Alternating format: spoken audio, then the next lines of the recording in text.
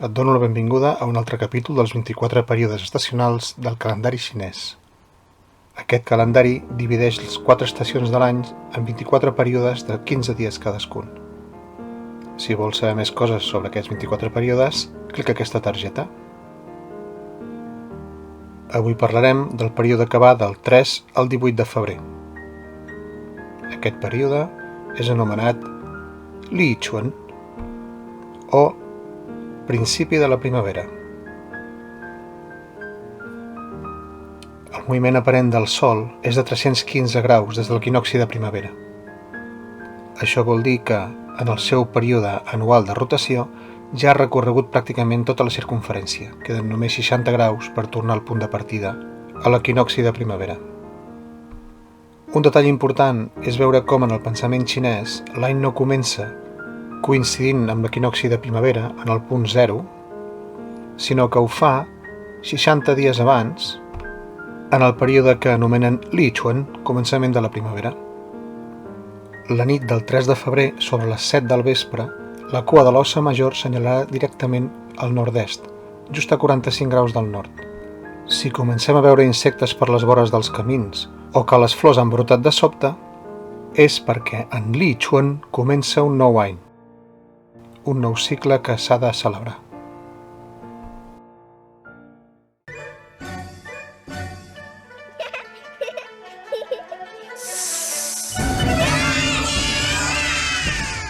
El Sol comença el seu imparable cicle anual i va escalfant la Terra i despertant la vida.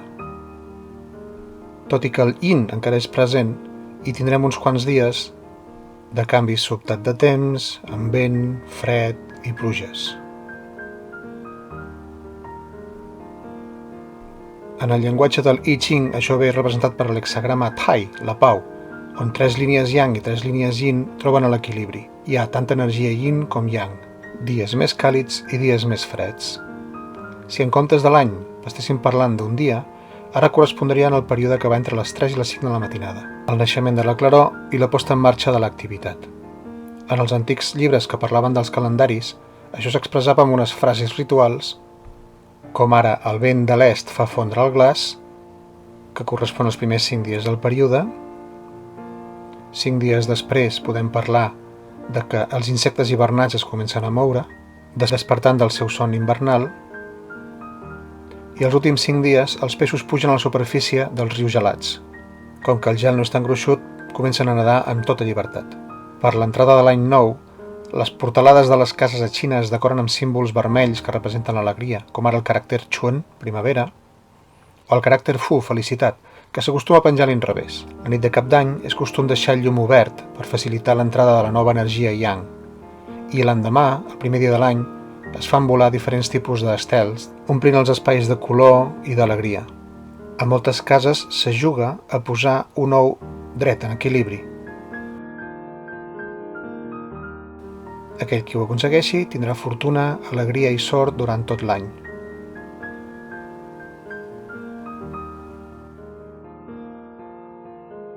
I què ens expliquen els antics clàssics mèdics sobre aquesta quinzena? Tots coincideixen amb la paraula Sheng, naixement, vida. Igual que la natura reneix i torna a la vida, els humans hem de renéixer en creativitat, en joia i en harmonia, deixant de banda tota la negativitat que ens impedeix créixer com a persones. Per això hem de posar ordre al ritme de treball i descans. No podem ser massa ganduls, però tampoc ens hem d'esgotar física o intel·lectualment. En la teoria dels 5 elements, la primavera correspon a l'element fusta, a la direcció est. I en el cos és el meridià del fetge, que corre per la part interna de les cames, passa per la zona genital i acaba sota les costelles. Quan aquest meridià està blocat i no té suficient energia, es trobaran diferents problemes de salut, com per exemple dolor a la zona de les costelles, migranyes i mal de cap, al·lèrgies estacionals i canvis sobtats en l'estat d'ànim, sobretot relacionats amb atacs de ràbia, mal humor i ira. Com sempre, l'activitat física ens farà sentir molt millor, eliminant molts d'aquests símptomes, i ens ajudarà a mantenir un estat d'ànim optimista i alegre.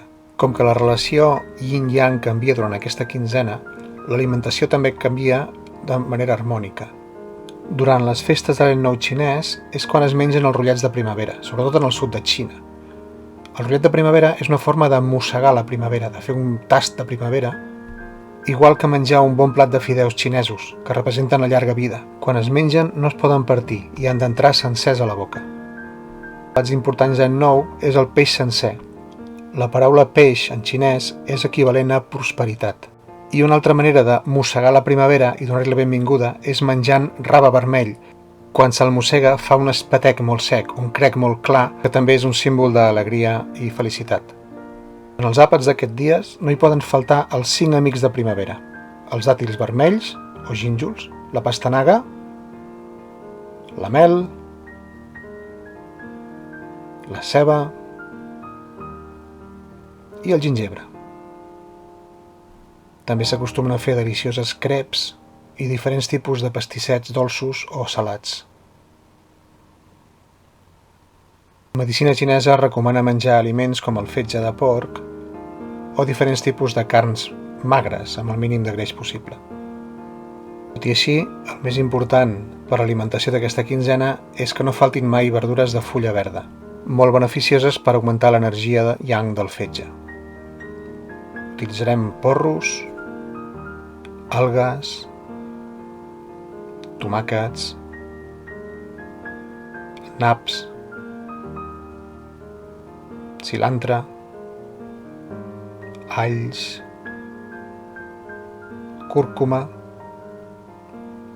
sàlvia, tant per cuinar com per fer infusions, comí, cacauets, soja fermentada o touchi, mandarines, la fruita d'aquesta temporada, i gojis. També podem suplementar amb llet.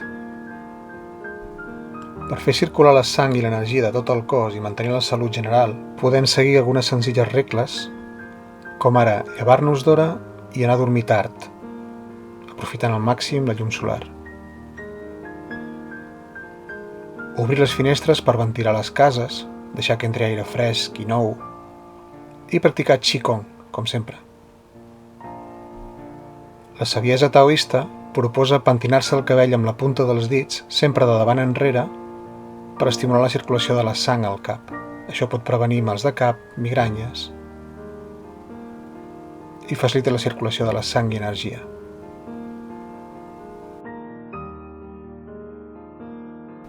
Practicarem la meditació pensant en la tercera vèrtebra lumbar, imaginant que absorbim energia per tots els poros i l'acumulem just a la tercera vèrtebra, fent-la brillar, escalfant i omplint d'energia tot el cos. Repetirem aquesta visualització com si tinguéssim un sol interior a dins la tercera vèrtebra, amb múltiples de 6. Aquest punt és molt important perquè tant en la medicina xinesa com en el taoisme corresponen al Mingmen, la porta de la vida, que és una zona energètica molt vital en les pràctiques internes. Els savis taoistes afirmaven que l'energia de la natura era més forta a les 11 de la nit i en direcció nord, i que el meridià més afectat era el dels 3 fogons, el meridià del Sanqiao. Per poder activar l'energia, es practica cada dia el següent qigong. Amb les cames creuades, les dues mans reposen a sobre un genoll, estirant els braços completament rectes i girant el cap a un costat i a l'altre, successivament, 15 vegades per banda. La mirada va lleugerament enrere i en l'aire.